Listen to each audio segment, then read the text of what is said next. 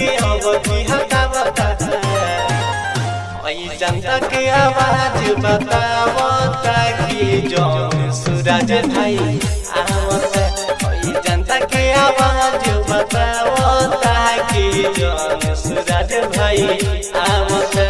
करोड़ के सौगात हर जिला में लावता करोड़ के सौगात हर जिला में लावता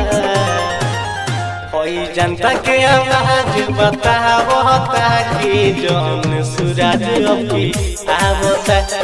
जनता के आवाज बतावता कि जौन सूरज भाई आवता।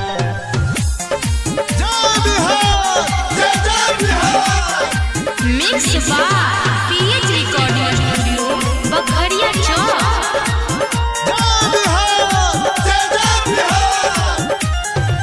जनता के हिम्मत बहे जोर शोर से हुई विकास पार शांति किशोर से ए भाई सुना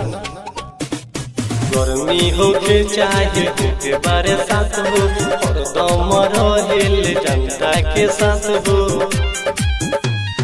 खाली के छाप के मेरा सुन लगता खाली के छाप के मेरा सुन लगता जनता के आवाज बतावता कि जौन सूरज भाई आवता जनता के आवाज बतावता कि जौन सूरज भाई आवता।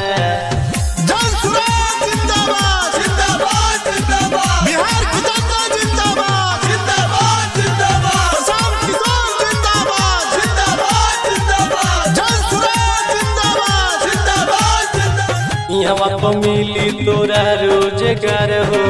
भैया प्रशांत के ये विचार हो सबके देखता अपन मुनि भैया प्रशांत के बात रउआ सुनी इच्छा पप्पू सबके बतावता इच्छा पप्पू सबके बतावता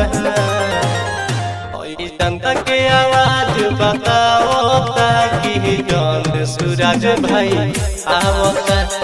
जनता के आवाज बतावता कि जौन सूरज भाई आवता। Mix by PH recording studio Bakhariya Chowk.